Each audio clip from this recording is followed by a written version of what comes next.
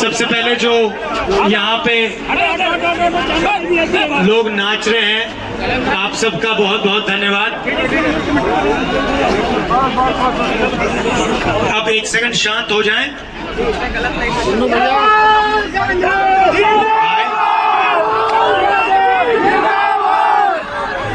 भैया आपने बात नहीं सुनी, मैंने बोला शांत हो जाए, आप नारे लगा रहे हो। बोलूंगा नारे लगाओ, शांत हो जाओगे। तो पिछले साल हमने भारत जोड़ो यात्रा की, कन्याकुमारी से लेकर हम कश्मीर तक 4000 किलोमीटर चले, और सिर्फ मैं नहीं, लाखों लोग कन्याकुमारी से शुरू किए और कश्मीर तक बिना रुके 150 दिन में हम पहुंचे। उस यात्रा में उस यात्रा का नाम भारत जोड़ो यात्रा था, और उसमें हमारा लक्ष्य था कि जो नफरत फैलाई जा रही है, बीजेपी के लोग, आरएसएस के लोग एक धर्म को दूसरे धर्म से लड़ाते हैं, एक भाषा को दूसरी भाषा से लड़ाते हैं, एक स्टेट को दूसरे स्टेट से लड़ा देते हैं। तो हमने सोचा था कि नफरत की काट मोहब्बत ही हो सकती है, नफरत की काट नफरत तो नहीं कर सकती। इस बात से सहमत है आप लोग? तो हमने सोचा ये नफरत फैला रहे हैं, हम इनको नफरत को काटने के लिए हम नफरत तो नहीं फैला सकते, तो मोहब्बत ही फैलानी पड़ेगी, उसी का फायदा होगा। तो हमने नफरत के बाजार में मोहब्बत की दुकान खोल दी, और पता लगा रास्ते में 4000 किलोमीटर में सबसे पूछता था कि भैया आपको किसी से नफरत है? मतलब हजारों लोगों से मैंने पूछा, और हिंदुस्तान का डीएनए नफरत का है ही नहीं। तो सब लोग मुझे कहें कि भैया हम तो किसी से नफरत नहीं करते, मगर अगर आप मीडिया देखो तो 24 घंटे वो नफरत की बात करते रहते हैं, है ना? हाँ वही। तो हमने यात्रा की, यात्रा में 6-7 घंटे हम आपकी बात सुनते थे, हिंदुस्तान की जनता की बात सुनते थे। किसान आ जाते थे, मजदूर आ जाते, बच्चे आए, अलग अलग वर्ग के लोग आए, हिंदू, मुस्लिम, सिख, ईसाई, और हम 6-7 घंटे उनसे बात करते थे। अंत में ऐसा 15 मिनट का भाषण होता था। यात्रा में बहुत सारे लोग हमारे पास आए, उन्होंने कहा देखिए कन्याकुमारी से कश्मीर आप जा रहे हो, छत्तीसगढ़ का क्या होगा, झारखंड का क्या होगा, नॉर्थ ईस्ट का क्या होगा, उड़ीसा का क्या होगा, आपको एक दूसरी यात्रा करनी चाहिए, न्याय यात्रा मणिपुर से महाराष्ट्र। तो बात सही है, सही है ना? तो हमने कहा ठीक है हम दूसरी कर देते हैं, और इसमें हमने एक शब्द जोड़ दिया, भारत जोड़ो न्याय यात्रा। अब क्यों जोड़ा? क्योंकि पहली यात्रा में हमें पता लगा कि नफरत का कारण, हिंसा का कारण अन्याय है, इसलिए हमने भारत जोड़ो न्याय यात्रा अपनी दूसरी यात्रा को नाम दे दिया। और अन्याय 5-6 अलग तरीके के हो रहे। सबसे पहला आर्थिक अन्याय। यहाँ पे कोई छोटी दुकान चलाता है? कौन? आप आ जाओ।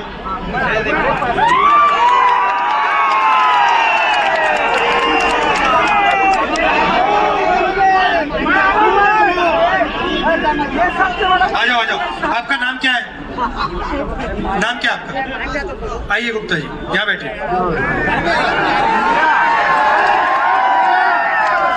अब देखिए गुप्ता जी आ गए, ठीक है।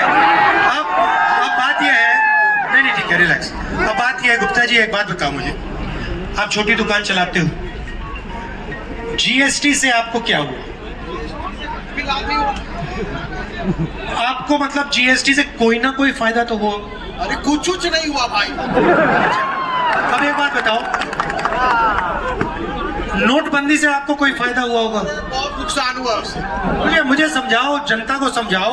नोट नहीं, छोटे दुकानदार को नोटबंदी से क्या नुकसान हुआ? बहुत नुकसान हुआ, लाइन लगना पड़ा, उसमें आपका टाइम ज़ाया हुआ। तो ये जो दो योजनाएं हैं, इन्होंने छोटे दुकानदारों को नुकसान पहुंचाया, मजदूरों को नुकसान पहुंचाया, किसानों को नुकसान पहुंचाया, तो फायदा किसको हुआ? अरे भाई, आखिरी बात आप नहीं समझे। फायदा अडानी जी को, अंबानी जी को, देश के सबसे 2-3 बड़े अरबपतियों को हुआ। Thank you brother. एक फोटो लो भैया पहले।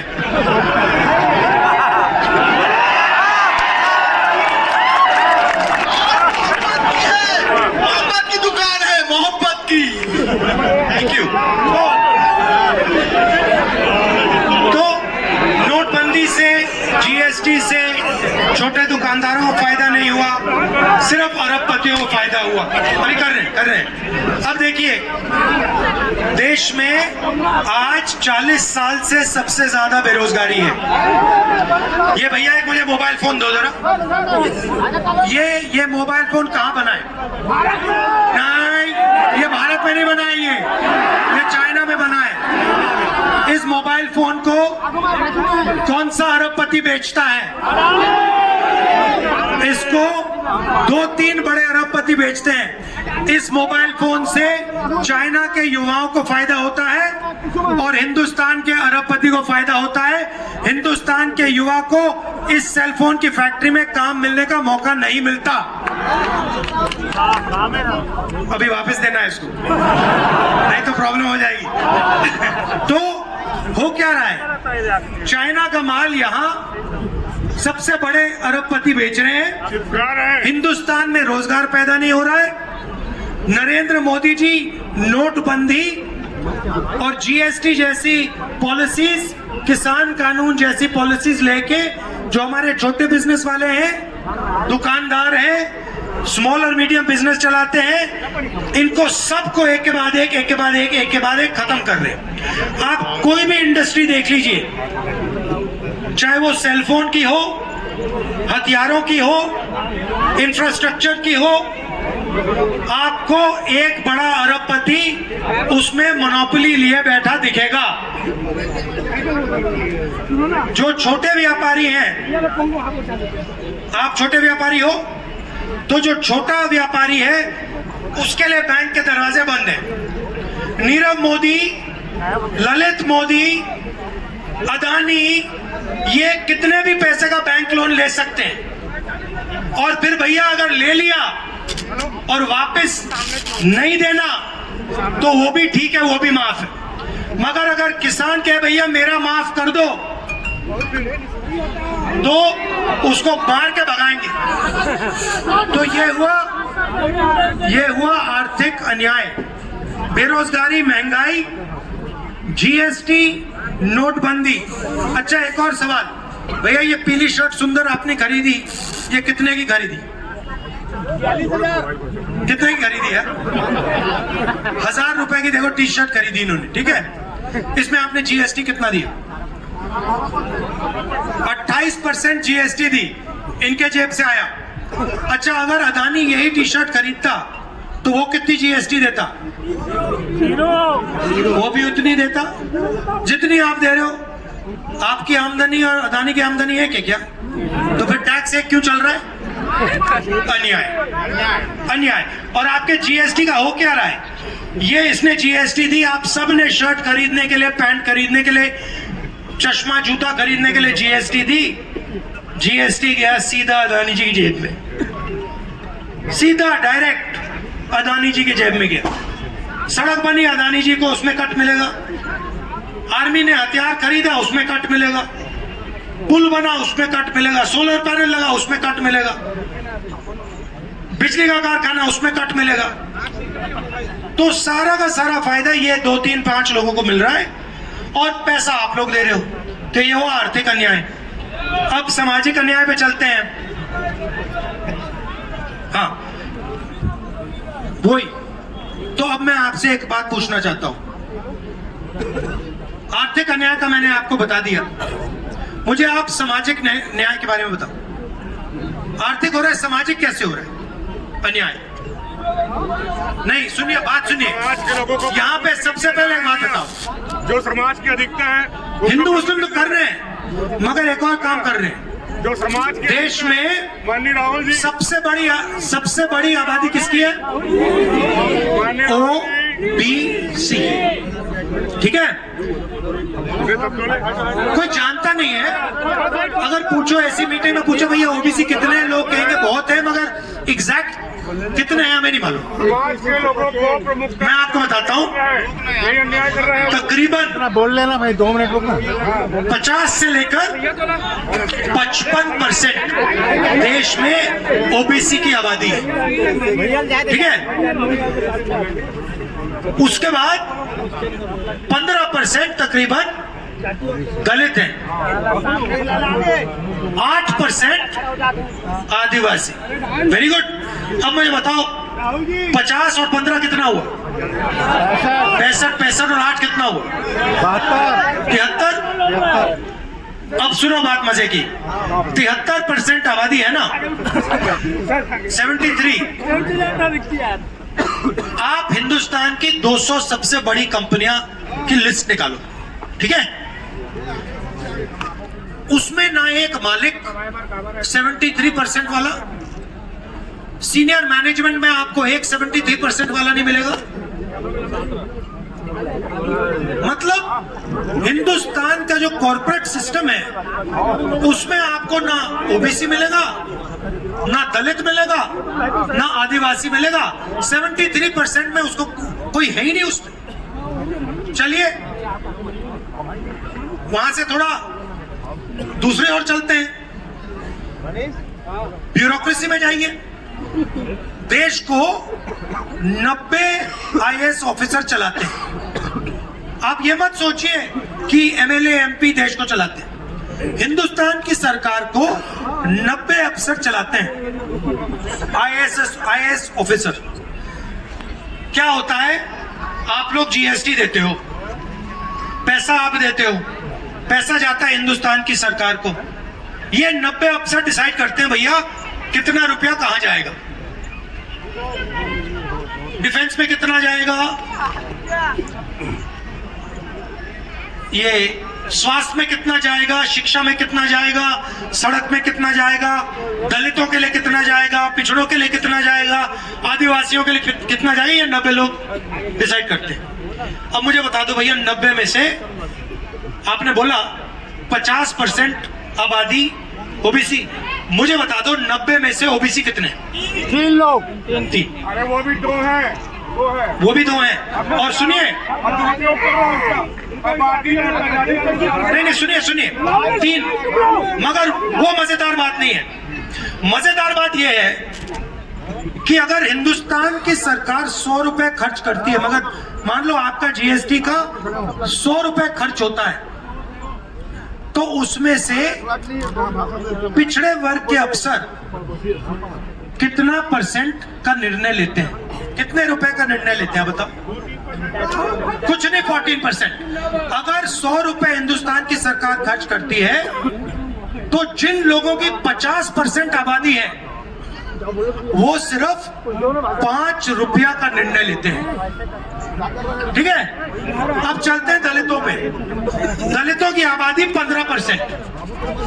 ठीक है, 100%, 100 रुपए अगर खर्च होता है, अगर 100 रुपए हिंदुस्तान की सरकार देती है बजट में, तो दलित अफसर कितने रुपए का निर्णय लेते हैं? 5%। 1%, मतलब 1 रुपया। अब चलिए आदिवासियों पे। आदिवासी 8%। 8% अफसरों का कितने रुपए का निर्णय होता है? 10 पैसे भैया बहनों। मतलब सबको मिलाकर 100 रुपए में से 6 रुपए 10 पैसे का निर्णय 73% लोगों के अफसर ले रहे हैं। ठीक है, अब मैंने आपको बता दिया कॉर्पोरेट इंडिया का, बता दिया। अब मैंने आपको ब्यूरोक्रेसी का बता दिया। अब चलिए प्राइवेट अस्पतालों को देखते हैं। जो आजकल सरकारी अस्पतालों को बंद किया जा रहा है और सारे के सारे प्राइवेट किए जा रहे हैं। मुझे बताओ, हिंदुस्तान के प्राइवेट अस्पतालों के मालिकों में 73% के कितने लोग? एक भी नहीं। अच्छा चलो, उनके मैनेजमेंट में ओबीसी, दलित, आदिवासी के कितने लोग? एक भी नहीं। चलो ठीक है, छोड़ो प्राइवेट अस्पताल, छोड़ो प्राइवेट यूनिवर्सिटी कॉलेज की बात करते हैं। पूरे देश में पूरे के पूरे कॉलेजेस यूनिवर्सिटी प्राइवेटाइज होने। मुझे बता दो, प्राइवेट यूनिवर्सिटी प्राइवेट कॉलेजेस के मालिक 73% में से कितने? जीरो। अच्छा ठीक है, उनके मैनेजमेंट में दलित, आदिवासी, पिछड़े कितने? जीरो। तो भैया, ना शिक्षा में आपके लोग, ना स्वास्थ्य में आपके लोग, ना जुडिशरी में आपके लोग, ना बिजनेस में आपके लोग, ना आईएएस में आपके लोग। तो आपके लोग हैं कहां? मैं बताता हूं। नहीं हैं, नहीं मैं बताता हूं, आप समझिए। आजकल एक नई चीज चली है, कॉन्ट्रैक्टर होता है ना, वो ठेकेदार, वो कॉन्ट्रैक्ट लेबर में लोगों को नौकरी देता है। मतलब उसको 2 मिनट में अगर उसने थोड़ा सा काम ठीक नहीं किया या बीमार हो गया, तुरंत 1 सेकंड में निकाल देंगे। अब आप एक काम करो, जो कॉन्ट्रैक्ट लेबर में मजदूरी करने हैं उनकी लिस्ट निकालो और उसमें देखो पिछड़े, दलित, आदिवासी कितने? मालूम है कितने? 100% भाइयों बहनों। आप लोगों का काम, पिछड़ों का, दलितों का, आदिवासियों का काम 100% कॉन्ट्रैक्ट लेबर में है। मगर देश को चलाने में, देश के स्वास्थ्य के सिस्टम में, देश की शिक्षा के सिस्टम में, कोर्ट्स में, सरकारी व्यवस्था में आपका कोई नहीं भाइयों बहनों। मतलब जो पहले हुआ करता था, आजादी से पहले, कि जो हमारे पिछड़े लोग थे, दलित थे, आदिवासी थे, वो सिर्फ मजदूरी का काम करते थे, उधर ही नरेंद्र मोदी ले जा रहा है देश को। और भैया, जो मैंने आपसे आज बोला, ये आपने कभी मीडिया में देखा है? नहीं। अच्छा तो मुझे बताओ, मैंने चेक किया है, हिंदुस्तान की सबसे बड़ी मीडिया कंपनी में, टीवी और अखबार की कंपनी में कितने आदिवासी, कितने दलित, कितने पिछड़े लोग? जीरो। एक नहीं है। की मदद का काम है, आदिवासियों की मदद का काम है, तो ये करवा क्यों नहीं रहा है?